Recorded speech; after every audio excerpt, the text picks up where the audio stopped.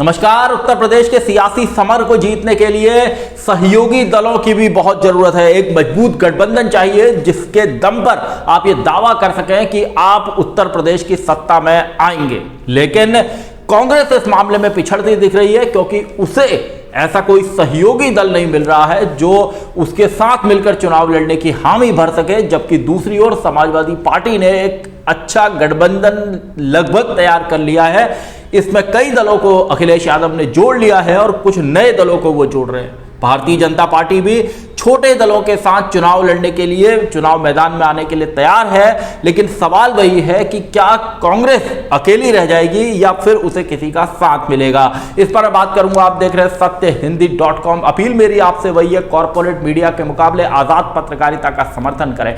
सत्य हिंदी की सदस्यता योजना में शामिल हो। आर्थिक भुगतान का लिंक हमने डिस्क्रिप्शन में दिया हुआ है। सत्य हिंदी का ऐप भी है, लिंक डिस्क्रिप्शन में है, डाउनलोड कर लीजिएगा। आप जानते हैं कि समाजवादी पार्टी और कांग्रेस ने 2017 का विधानसभा चुनाव मिलकर लड़ा था और इसके बाद 2019 का जो लोकसभा चुनाव था उत्तर प्रदेश में, उसमें समाजवादी पार्टी, राष्ट्रीय लोकदल और बहुजन समाज पार्टी का एक गठबंधन बना था और तब कांग्रेस के भी इसमें शामिल होने की जबरदस्त चर्चाएं थी। लेकिन कुछ वजहों से ऐसा नहीं हो सका। अब जब 2022 का जो चुनाव है, जो बहुत अहम चुनाव है 2024 के लोकसभा चुनाव से पहले, इस विधानसभा चुनाव में एक अलायंस चाहिए, एक मजबूत गठबंधन चाहिए, एक सियासी ताकत चाहिए जो इस बात का भरोसा, चाहे आप अपोजिशन में हो या सरकार में हो, चाहे भारतीय जनता पार्टी क्यों ना हो, उसको भी अलायंस चाहिए। और हमने देखा है कि अभी इस बीच उसने कई छोटे दलों के साथ गठबंधन किया है। जबकि संजय निषाद, जो निषाद पार्टी के अध्यक्ष हैं, और अपना दल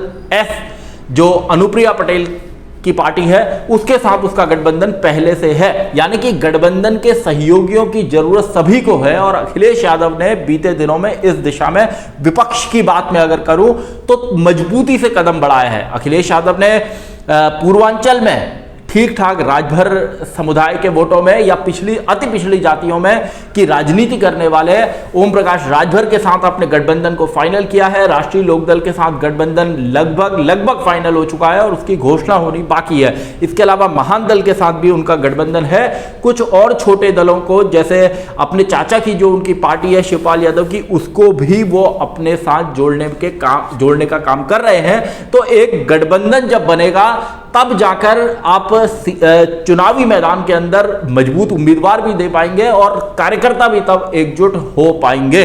और दूसरी ओर कांग्रेस की अगर मैं बात करूं तो कांग्रेस बिल्कुल अकेली है, उसी तरह अकेली है जिस तरह बीएसपी, बहुजन समाज पार्टी अकेली है।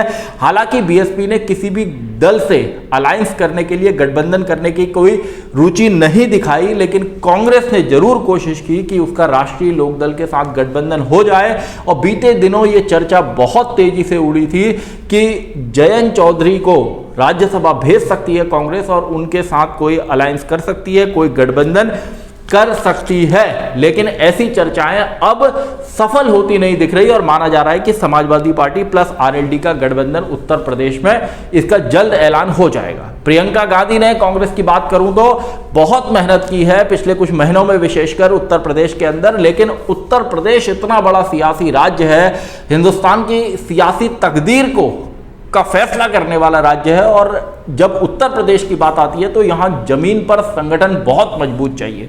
आजादी के बाद लंबे वक्त तक उत्तर प्रदेश में कांग्रेस की अपने दम पर सरकार रही है, लेकिन पिछले 30 साल से वो यहां से बाहर है और उसकी जो ताकत, वोट बैंक हुआ करते थे दलित, ब्राह्मण और मुस्लिम, वो टूट चुके हैं, अलग अलग दलों में जा चुके हैं।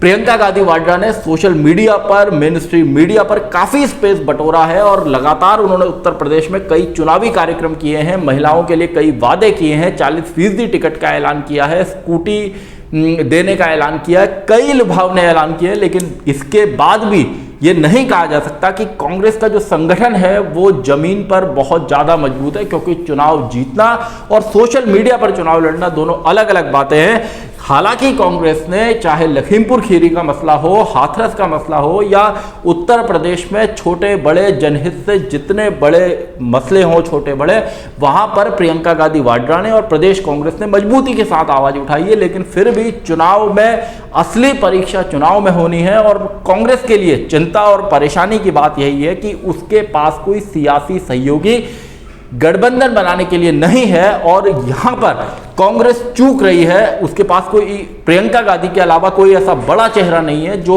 वोटों को खींच सके, भीड़ इकट्ठी कर सके और उस भीड़ को वोटों में तब्दील भी कर सके। ऐसे हालात में कांग्रेस ने कोशिश की कि राष्ट्रीय लोकदल के साथ उसका गठबंधन हो, लेकिन ऐसा होता नहीं दिख रहा है। और 2019 का चाहे आप लोकसभा चुनाव लें या पिछला विधानसभा चुनाव जो कांग्रेस ने समाजवादी पार्टी के साथ मिलकर लड़ा, कांग्रेस की परफॉर्मेंस बेहद खराब रही। और 2024 के लोकसभा चुनाव से पहले जो एक एंटी बीजेपी फ्रंट बनने की बात कही जाती है, वहां तक पहुंचने के लिए कांग्रेस को भी सियासी सहयोगियों की जरूरत है। अभी हमने हालिया जो उपचुनाव है उसमें देखा है कि बिहार में कांग्रेस ने आरजेडी, जो उसका सहयोगी दल है राष्ट्रीय जनता दल, उससे हटकर चुनाव लड़ा और दोनों सीटों पर पार्टी का प्रदर्शन बेहद खराब रहा। असम में उसने जो बदरुद्दीन अजमल की पार्टी है AIUDF, उसके साथ गठबंधन तोड़ दिया था, वहां भी प्रदर्शन ठीक नहीं रहा, खराब रहा।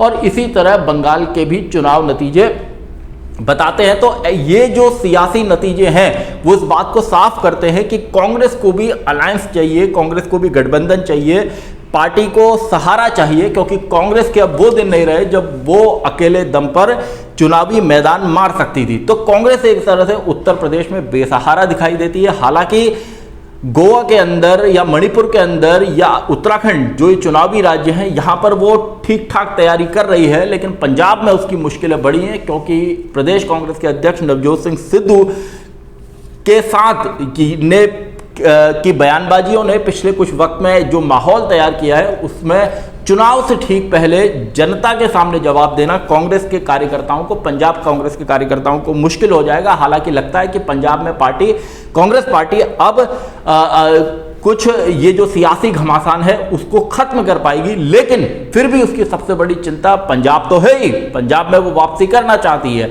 वहां उसको आम आदमी पार्टी से, शिरोमणि अकाली दल से बड़ी चुनौती मिल रही है, लेकिन उसका पूरा ध्यान, सियासी जोर उत्तर प्रदेश के अंदर भी है, क्योंकि उत्तर प्रदेश एक वक्त में उसका गढ़ रहा है और केंद्र में एक बड़ी राजनीतिक ताकत बनने के लिए उत्तर प्रदेश और बिहार में आपको सियासी सहयोगी, मजबूत सियासी सहयोगी तो चाहिए ही, आपको सीटें भी जीतनी होंगी। और सीटें आप तभी जीत सकते हैं जब आपके पास सियासी सहयोगी भी हो और मैदान में एक मजबूत टीम हो, समर्पित कार्यकर्ताओं की टीम हो, जो लोगों को, वोटर्स को उनके घरों से निकाल सके और कांग्रेस को वोट दिलवा सके।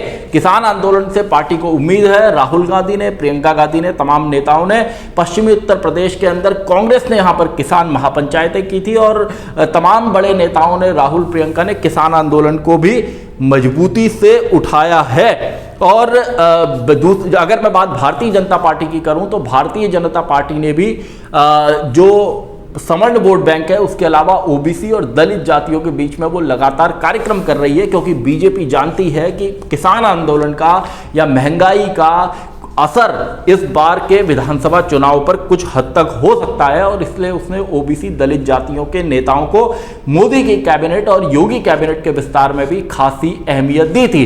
बीएसपी की बात मैं करूं तो बीएसपी लगातार जो उसके ब्राह्मण समाज के बीच में सम्मेलन थे वो हो चुके हैं और मायावती को इस बात की उम्मीद है कि उनका जो दलित वोट बैंक है वो उनके साथ अक्षुण्ण रहेगा। इसके अलावा AIMIM के प्रमुख असदुद्दीन ओवैसी भी लगातार कई सीटों पर सियासी माहौल बनाने का काम कर रहे हैं और उनके आने से निश्चित रूप से बीएसपी, एसपी, कांग्रेस को इस बात का डर है कि उन्हें सियासी नुकसान हो सकता है। तो ये उत्तर प्रदेश की मोटी मोटी राजनीति है, जिसमें आप बात अखिलेश यादव की भी करें तो अखिलेश यादव की, जिस तरह मैंने कहा कि वो तमाम छोटे दलों को जोड़कर एक मजबूत सियासी फ्रंट खड़ा करने की कोशिश में है। बीएसपी से आए हुए कई 6 विधायकों को उन्होंने पार्टी में शामिल किया है। इसके अलावा उन्होंने अभी बीएसपी के लालजी वर्मा, रामाचल राजभर जैसे बड़े नेताओं को भी अपने साथ शामिल किया है और अति पिछड़ी जातियों में, ओबीसी में जो अति पिछड़ी जातियों के नेता हैं उनको जोड़ने पर विशेष फोकस अखिलेश यादव का है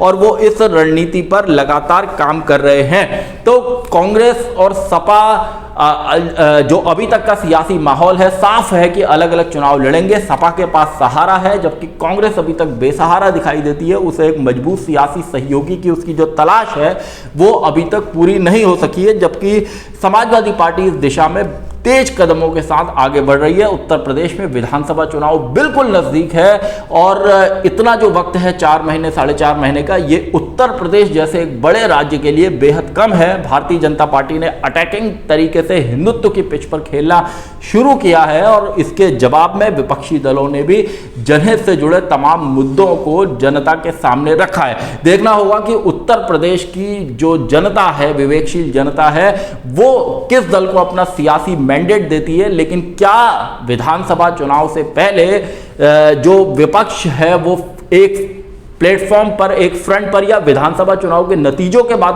के किसी एक प्लेटफॉर्म पर आ सकता है? क्योंकि विपक्षी दलों का यह कहना है कि उनका मकसद, उनका सियासी मकसद भारतीय जनता पार्टी को सत्ता में आने से रोकना है और इसके लिए या तो वो चुनाव से पहले कोई फ्रंट बनाए या उत्तर प्रदेश के स्तर पर, और जिसकी बात वो राष्ट्रीय स्तर पर भी कहते हैं, तो उत्तर प्रदेश की सियासत में अगर वो बीजेपी को आने से रोकना चाहते हैं तो उनको यहां एक सियासी फ्रंट खड़ा करना होगा, या चुनाव के नतीजों के बाद जिस तरह के चुनाव नतीजे होंगे और शायद तब उनके पास कितनी संभावनाएं ऐसे किसी सियासी फ्रंट की हो, यह भी एक देखने वाली बात होगी। तो उत्तर प्रदेश के सियासी घमासान से जुड़ी जो तमाम ताजा खबरें हैं, बड़े अपडेट्स हैं, वो आपको सत्य हिंदी पर मिलते रहेंगे। धन्यवाद। सत्य हिंदी का ऐप डाउनलोड करें गूगल प्ले स्टोर पर।